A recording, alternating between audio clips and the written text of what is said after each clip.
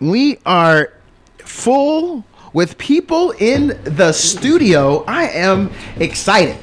Miss Marla, we are blessed to have with us today. We have Amara Johnson and we have Zell Miller the Third. Yes, sir. Hey. So it's 9 o'clock. So you're already into the day, but how is the day up to this point? It's going good. It's early. Are y'all early morning people? I'm not. I am actually. Yeah. Okay. And we're doing good because we were welcomed beautifully over here at the KZI studios by beautiful staff and folks, and we home. It felt good. So, that's right. You so home. we doing we feeling really good. Miss Marla, he said beautiful. So I don't just have a radio voice. Yeah. He's saying that we Exactly. we were okay on the eye. That's all I need for the rest of the day. Yes, I sir. appreciate you, brother. I heard you earlier, and oh my God, I don't care. Babies are all beautiful. Tell me. What if the baby is ugly? I was just trying to be provocative and get the people going.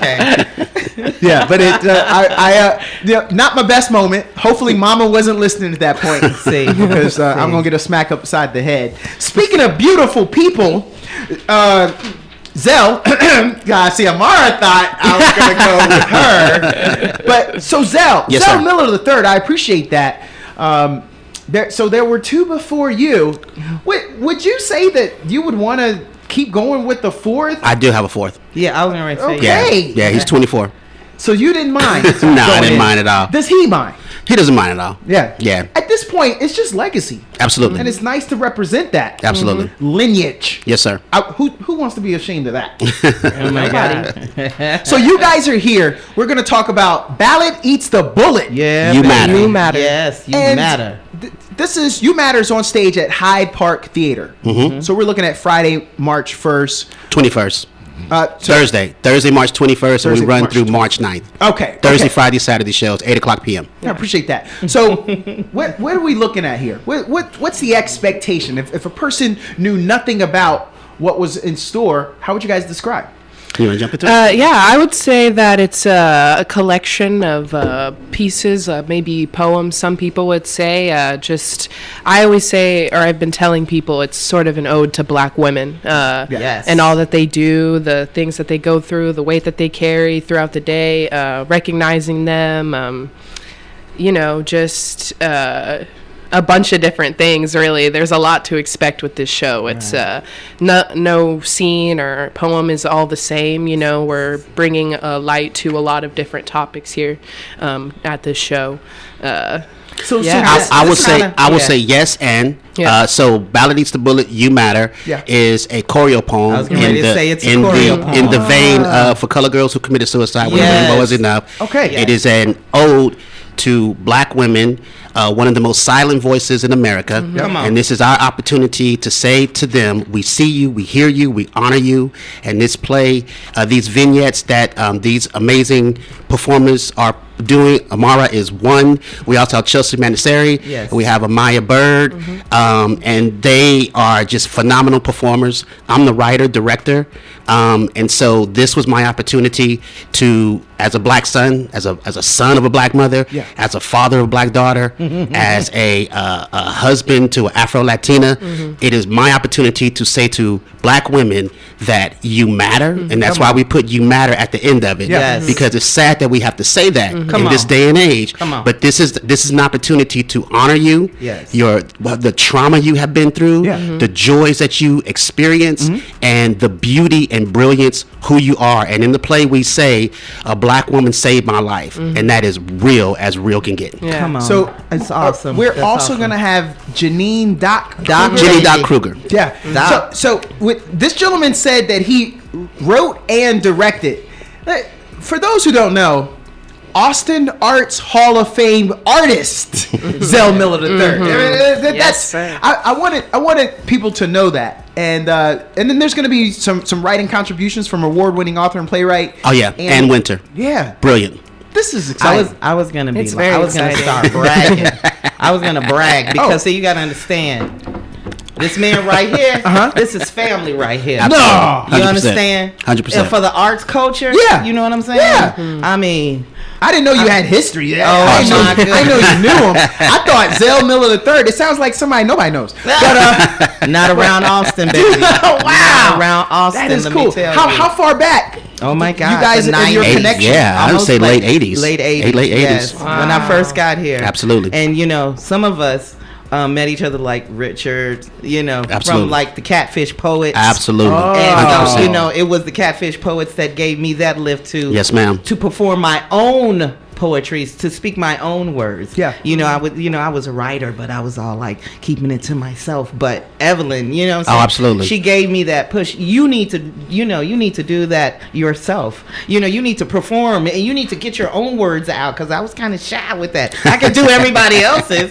And For Colored Girls was one of those first theater pieces back in Chicago. Yes. That I did. So when I was reading, I was like, oh, this is a choreo poem. This is going to be awesome. 100%. You know what I'm saying? And for you to even give that honor to Nsazaki Shange. Absolutely. Yeah. It's like I'm still trying to get my book back. I done had 2 of those books. And every time I loan them out, they don't come back. Likewise. Likewise. So this is something that I want to go like take big groups of people to Hyde Park. That would be to awesome. Come see it. Like That meet would be me awesome. there. Yes. We have to see this. Yeah. You know what I'm saying? And Yeah. y'all, the 80s. Y'all go back to the 80s. late 80s. Late 80s. We weren't nothing but 12. It counts. Well, that's why I wanted to make sure I help Amara out. For those who don't know, she a similar like fresh face looking Amara, let me explain something to you. The 80s was a decade that saw a dominance of conservatism and free market economics and socioeconomic change due to advances in technology and a worldwide move away from planned economies. You get it now? I understand. I hear you loud and Your clear. history lesson is complete. All right, noted. And there might have been a bunch of neon on Miss Marla's body at that time too. You don't have to tell us, Zell. Fuchsia. I definitely had a curl working. I'm not ashamed. I'm not ashamed. And I had it banged to the side, and I dyed it with peroxide, like Prince. I ain't ashamed. I ain't ashamed at all. I dig it. Because the young bucks that was looking up to you, we wanted the same thing. Yes, if our sir. mama would have let us. Absolutely. If mama would have let Absolutely. us. Yeah, I gotta drop some more. Yes, I ma'am. need to drop some more. Wait, see, I know. Wait, What? wait. Because the people, the artists, Yeah. the beautiful women that are Absolutely. going to be performing, some of them I'm just meeting. You Yes. know what I'm saying? Oh. But like Doc, Yeah. oh my God. Yep. When Neo she realized- Soldier. When she realized who I was, she almost cried. That was funny. When she came to the station, Uh-huh. she looked. Zell's like, and this is Miss Marlon. We get ready to shake it. And I said, she know who I am. And when she looked in my face, she was like, oh my God. Because it was then, like in the 90s, when I used to just braid her hair. Yes, ma'am. Part of the children's theater. Absolutely. With outreach production and Shout out to to the Deborah. people. Right, shout out to Deborah. Or, Absolutely. And so I had like young actors over, over at my house because my daughter was part of all of that. Yes, ma'am. And so they spinning it. And when she realized, she's like, "Oh my gosh, I know her." Yes, and then Nook's daughter. Absolutely. Oh my God! So everybody, you know what Absolutely. I'm saying. Nook is an ATX phenomenon when it absolutely. comes to hip hop. Absolutely. Yes, ma'am. Doing his thing. I remember. And bringing jump on it to the people Come on now. in an area where Come the on. city of Austin didn't always feel like they Hello. needed to support us. Yes. He brought that there, and he continues to do it. So Right. shout out to I remember Nook. being there at one of his first meetings of Jump On, and he was like, "This is what I want to do. Yep. I'm gonna need all y'all to help." Da da da da da da da. And now his daughter. You guys understand? Like Nook, when he was in high school, his mom. We had like Miss Sharon, absolutely. Yes, we had a studio at the house, Mm-hmm. and so Nook would come to the house and work on our studio, work in the studio trying to make beats and Yeah. trying to work with that stuff. And me and Sharon be sitting there, in the living room, because both of us was young. We were young Yes, mothers, ma'am. and to see him grow into really, last year it was like a whole week of events that he had. I was Absolutely. just excited. But now his daughter, Yes, ma'am. his daughter, it's like featuring, Yes. it's premiering. This will be her first It's her time first on joint. Absolutely. stage, And she's how killing it. awesome. She's killing it. How awesome. She's kidding. So- It's unbelievable the amount of talent that's in the room. And I said this on another interview earlier where I was talking about how, like, sometimes as a director, like, I'm watching them do their work, and I literally get lost, and then they stop, and they're like, "Are we supposed to do this?" And I'm like, "I don't know. I have no idea. Let me look at my script," because I was like really into what you guys were doing, man. And wow. And it just happened really coolly, and like to meet Amara, and again, somebody I didn't know, but Ken Webster of Hyde Park Theater was like, "Hey," when I told him what I wanted to do, he was like, "There is an actress. You need to reach out to her," and she came and auditioned and just blew the world open. Amara J, you love her. Thank you, now thank superstar. you. I love superstars. And now they know. So I really like the explanation that I have here. This engaging choreopoem fuses jazz aesthetic movement, elegant melodic voices, and 4-part harmonies, truth-laced spoken word, beautifully crafted vignettes that engage all 5 senses and paint a portrait of what it means to be a black woman in America. Yep. The piece openly confronts topics such as identity, politics, healthcare, relationships, love, and police brutality, all told through a lens of tough love with a side of humor. Yes, sir. Man, y'all got me. Y'all got me. Fine, Amar. I will show up.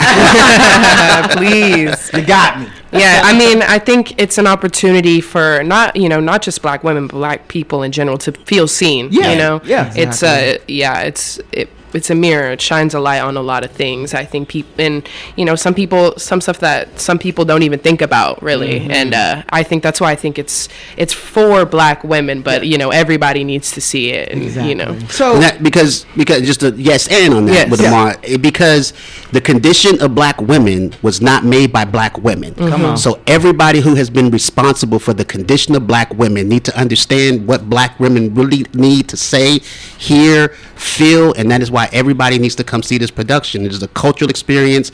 You are safe in your chair. You can experience, and then our hope is that you go out and you have conversations, and through conversations we can make change. But until we understand exactly what has happened and what the condition of black women are, we can't have the conversation, because there is a level of ignorance about the conditioning. And even going back to the feminist movement, black women got taken out of that. The suffrage movement. You know what I'm saying? Yes. Harriet, they had to tell them, ain't I a woman? Right. Ain't I a woman? I'm the same thing. Yeah. But they didn't want to talk about race. They didn't want to bring that up. So it's time. It's past the time that we begin to have the conversation so that we can make change. My 16-year-old daughter, by the time she's 30, I hope it's a different world. Yeah. And that she's not having to step in the room or have somebody tell her, you matter. And that's the sad case. Yes. For black people, period. That we have to make that statement. We matter. Really, like in 2024, but it's real. And so that is what this production is really confronting. But I don't want people to get freaked out, because it's also funny. Yeah.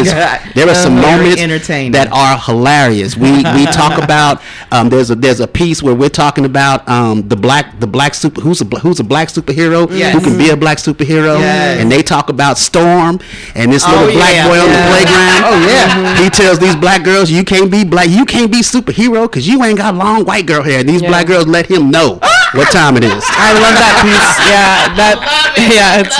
That piece. I really like that piece because I think it shows an innocence too that I think black people sometimes don't. I feel like sometimes they're robbed of that. Yeah. They're allowed to be, from the jump, black people have to deal with so much, even as children. Yeah. So I think that piece is very beautiful because it shows that we are allowed to be childish. We have that imagination, That's right. How which beautiful. Is, it's great. Well, since you said the word, you senior year looking Amara Johnson sitting up in here. That just brings me to the point, Zell. Yes, so I'm making fun of how fresh faced and youthful Amara is. I don't know. She literally could be 30. Black don't crack. She may have some oil Olay in her pocket right now. Because Zell tripped me out when he told the age of his son. I was like, wait a minute, I remember when he was born. Wow. and then he got this 16-year-old. Oh my God. So how do you, as the writer and director, how are you blending all this when you got the young cats and I don't even know the ages of everybody else, but especially you're definitely not her age. You No. said you was doing things in the 80s. Yes, sir. Which tells me Marla said y'all were 12. Yes, sir. If I do that math, you're from a different generation. Yeah. So how do you do that as a director? Is that challenging to bring everyone together for that vision with all their different? Not for this particular piece. It's super easy because the things that Amara was dealing with, I would just step out there. I have 2 younger cast members. I have 2 middle-ish cast members. Yeah. They have dealt with the same things. The reason I wrote this play was to honor my mother, God rest her soul. Yes. She dealt with the same thing. I See? wrote this play to honor my mentor, who actually, really quickly, her name is Lori Carlos. God rest her soul. Yes. She was the original Woman in Blue, 4 Color Girls Yes, on Broadway. yes. And that is who mentored me. So that jazz aesthetic movement, she taught it to me. And it's about breath. And so it's a Right. 3-dimensional way to tell stories. Yes. And so we have to break that idea of Western theater where I'm talking, no one does nothing. But as people of color, like the way I explained it to Amara and the cast was, it's like holidays. When you walk into a house on the holidays, there are people in the kitchen, somebody's watching TV, kids are running around, all these things are happening, but we're still able to connect and move, and then we go into the next room. Yes. And so that is what doing the jazz aesthetic It's is jazz. like. It's you could be looking Exactly. at you could be looking at the person speaking, but there are going to be other people doing things, and it's going Right. to pull your attention. So it's going to make you, as an audience member, have to be intelligent about the way you're perceiving this work. And we know that Austin audiences are way beyond intelligent. Yes. And so, Yes. but go back to your question. No, not hard at all, because the condition and the situations that they have, my mother dealt with, Yes. her mother dealt Come on with, now. her mother dealt with, Yes. her mother dealt with. Come on now. So we still here because we haven't We're fixed it. still dealing. Yes, ma'am. We are still dealing. From day one. Yes. Exactly. And it was cool to hear conversations between Amara and Amaya and Doc and Chelsea, Yes. like how they would talk about different things, and so they would talk about different situations that have happened that are like similar to what's going on in the play. Yes. But again, she dealt with it the way and it's the same thing. So no, it was very, very easy. Then I want to do the same thing with Amara. Amara, you got this old head. You got this production. He may not even know what a TikTok is. Did you feel that you felt embraced? We even said seen, but what are some of the things that you thought that you were able to help Zell with? Because Zell didn't live your life. He Right. didn't live everybody else's life. Were there any moments when you were like, okay, I know I'm a young buck, but I'm about to put him on to this? Yeah, You have a moment like that? I would say not just me, everyone else in this play as well we've had 1 or 2 moments where we'll have something maybe in the writing or the choreography, and we'll just feel inspired by our own experiences to maybe add on or adapt or change things about the show. And Zell has been so courteous to obviously let our light be shine on. Yeah, I mean, Zell, I thought you'd be a dinosaur. A great director. Yes, it is. It's really he's been so open and accepting of. I mean, obviously, man wrote the show. Like, Right, what's he right. gonna do? Speak over us? It's like crazy. Yes. That's not one. He's not one to do that. And he's done an amazing job to create a space where we feel seen and heard. And not that there's very many things that we felt like, we're wrong here, but there are some things maybe we're like, well, actually, you may think it's this way, but actually it's a little bit more of something like this, or there's, it makes us feel like this, or we act like this. Well, people think we may act one way, but But we're really- and how honest. How Yeah. honest. Because even though you're giving, homage to women, you're still a man. Absolutely. Who you've seen what is going through, and you're a father knowing what your daughter is going Yep. through. But to have that openness to listen Absolutely. to your female performers makes you such a great director. And we talk about that in the show too. Yeah.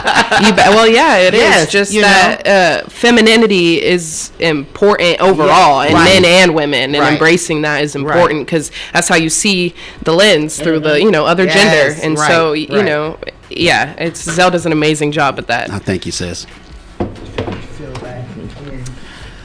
He's still doing business. So what I'm doing now is I'm making sure. See, I gave the pen and paper to Amara because I got to get all that social media info. We're gonna take a group photo, and then we're gonna post it on our page, and then we're gonna tag so everybody can follow all of us. But I put that pen and paper. You saw that, Marla? I didn't give it to Zell, the dinosaur. Amara, see, look, she pulled out the phone. I know. I gotta make sure I know what my Instagram is. Exactly. See, I know mine. Mine's is Miller Zell, bro. At Miller Zell. Do you know anybody else's? Oh yeah. Okay. See, every time I try to sell you short, No. Zell Miller the third. This He don't know. He don't know. He don't know. I'm learning. He don't know. But I'm learning. I'm a quick study, and I'm getting that. So Zell, I really like this energy. I really like what's going on. You know, what your peers or what your underlings. Sorry, Mara, if that's a bad thing to say, but what your coworkers say about you is key. And everything that she said just leads me to a place of reverence for what you're doing here. I have two sisters. Yes, sir. I'm a girl dad. Yeah. And my oldest, she's young, but my oldest, I'm constantly asking her about what she is for the world. Yeah. We do a lot of, I coach youth sports. We do a lot of sports. And the first thing, people always want to come up to my daughter and they want to touch her hair. Yes. And I'm Oh my always God. explaining to her about that. Yeah. I'm not trying to make her bitter going out into the world. Right. I do want her Prepare. to be aware. Yeah. Yes. And to we're understand. not a petting zoo. That ain't Absolutely. that's not okay. Right. So would you say, and you're a girl dad, you've got the 16-year-old. Yes, sir. So would you say that is where this is this is actually going to culminate? The summit of all this is your participation in awakening and encouraging, educating, if you will. Absolutely, yeah. So it's edutainment. I take Yes, that. I yes, steal that Edutainment. from the mighty KRS-One. Feel about him however you feel about him. He's one of the greatest MCs ever touched the mic, in my opinion. But I'm old, so what do you know? Anyway, He said it. Omar, he said it. He said I it. say it all the time. I don't be claiming that old I stuff. say it all the time. I say it all the time. I have no problem with it. But yeah, man. So it's and that's why I think everyone should come and get into this cultural experience, because there are things you're going to learn in this piece, and we talk about that, some of that. We didn't really get it.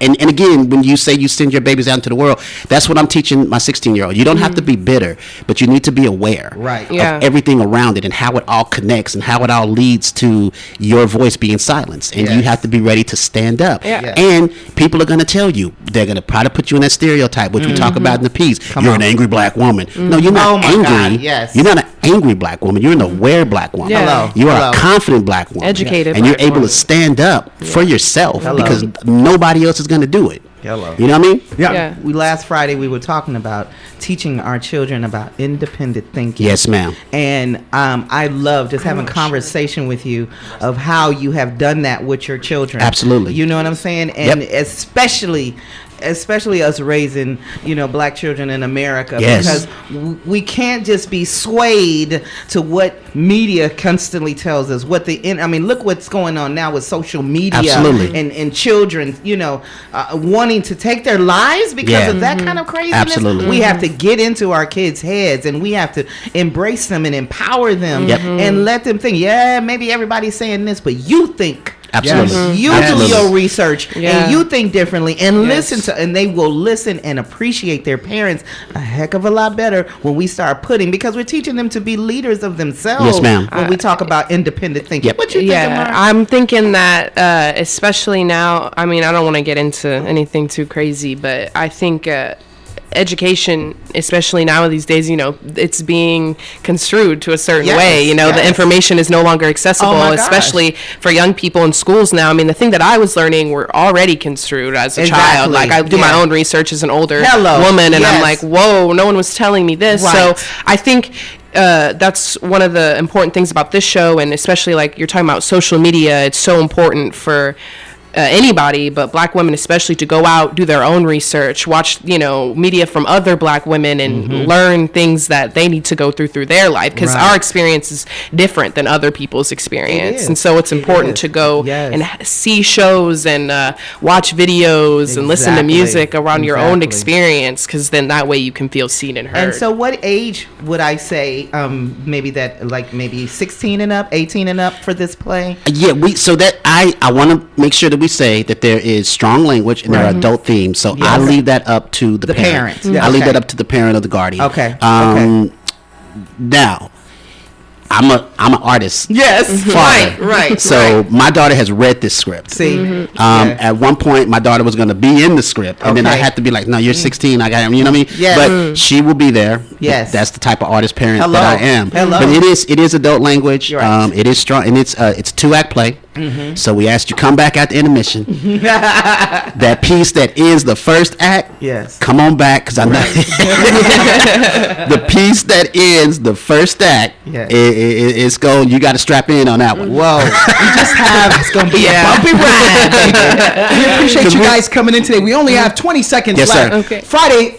So this is going to be from February 22nd to March 9th. Yep. Ballot Eats the Bullet. Umatter. This is going to be at the Hyde Park Theater, 511 West 43rd, Austin, Texas.